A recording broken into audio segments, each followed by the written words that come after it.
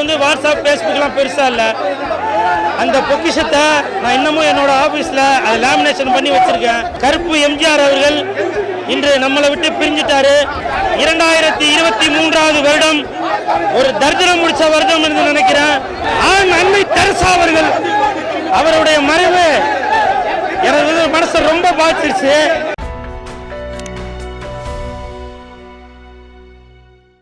Captain அவர்களோட மறைவு கேட்டதும் எனக்கு மனசே தாளலை. நான் கேப்டன் கூட ஒரு 2-3 படம் நடிச்சிருக்கேன். அதில் ஒரு பர்டிகுலராக ஒரு படம், அந்த படம் நடிக்கும்போது அந்த படத்தில் அந்த காட்சி முடிஞ்சதுக்கப்புறம் எனக்கு டிப்ஸு தர மாதிரி ஒரு சீன் ஒன்று வரும். அப்போ அந்த 100 ரூபாய் டிப்ஸு என்கிட்ட கொடுத்தாரு. நான் காட்சி முடிஞ்சதுக்கப்புறம் அந்த பணத்தை திருப்பி கொடுத்தேன். அப்போ கொடுத்தப்போ கேப்டன் அவர்கள் சொன்னாங்க, இல்லை தம்பி இதை நீங்களே வச்சுக்கோங்க அப்படின்னு சொன்னாங்க. அப்போ ஒரு உதவி ஒன்று சார், அந்த பணத்தில் உங்களோட கையெழுத்து போட்டு கொடுங்க அப்படின்னு சொன்னேன். அப்போ அவங்க சொன்னாங்க, பணத்தில் கையெழுத்து போடக்கூடாதுப்பா, அது லட்சுமி அது அப்படின்னு சொன்னாங்க. உடனே நான் ஒரு பேப்பர் எடுத்து கொடுத்து அந்த பேப்பரில் கையெழுத்து போட்டு கொடுங்க சார்ன்னு சொன்னேன். அப்போ வந்து வாட்ஸ்அப் ஃபேஸ்புக்லாம் பெருசாக இல்லை. அந்த பொக்கிஷத்தை நான் இன்னமும் என்னோட ஆஃபீஸில் அதை லேமினேஷன் பண்ணி வச்சுருக்கேன். அப்படி வாழ்ந்து கொண்டிருந்த கருப்பு எம்ஜிஆர் அவர்கள் இன்று நம்மளை விட்டு பிரிஞ்சிட்டாரு. புரட்சி தலைவர் எம்ஜிஆர் அவர்கள் இறந்தது டிசம்பர் மாதத்தில் தான்.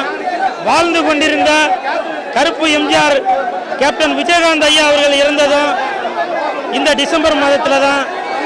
உண்மையிலே சொல்கிறேன், இந்த வருடம் 2023 வருடம் ஒரு தரித்திரம் முடிச்ச வருடம் என்று நினைக்கிறேன். ஏன்னா இந்த வருடத்தில் நிறைய நடிகர்கள் இறந்துட்டாங்க. கேப்டன் ஐயா அவர்கள் நடிகரையும் தாண்டி ஒரு அரசியல் தலைவரையும் தாண்டி அவர் ஒரு மனிதாபியம் உள்ள ஒரு மனிதர். அவர் ஒரு ஆண் அன்னை தெரசா அவர்கள் அவருடைய மறைவு எனது மனசை ரொம்ப பாதிச்சிருச்சு. நான் பிக் பாஸ் வந்ததுக்கு அப்புறம் இன்னைக்கு வந்து குலதெய்வம் கோயிலுக்கு போறதுக்காக தான் பிளான் இருந்துச்சு.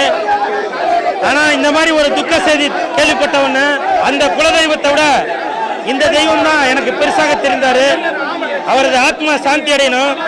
உதாரணத்துக்கு பாருங்க, அவருக்காக மலர் வளையம் எடுத்துட்டு வந்த அந்த மலர் வளையம் அவருடைய பாதத்திற்கு வர முடியாத அளவிற்கு கட்டுக்கலங்காத கூட்டம், அபாவ கூட்டம்.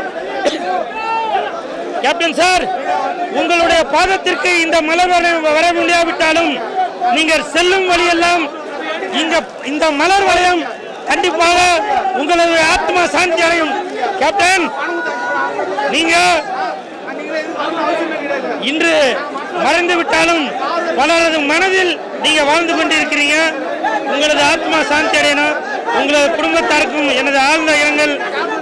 Captain captain captain